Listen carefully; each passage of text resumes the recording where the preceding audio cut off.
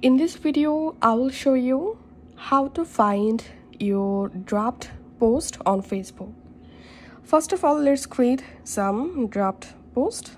So I'm tapping on back and just tapping on save as dropped. And here we can see you will receive a notification with your dropped post. So all you have to need is just tap on save as dropped and the post has been successfully saved to dropped folder. But here we can't see the notification.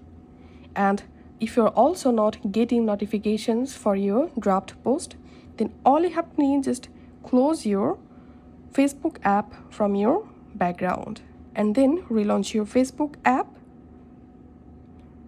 And now here we can see the notification. Now just open the notification and here we can see the dropped saved notification. Now just tap on the notification and here you will find the dropped post. And now if you want to delete any dropped post, just tap on this three dot and tap on discard dropped and the post will be deleted.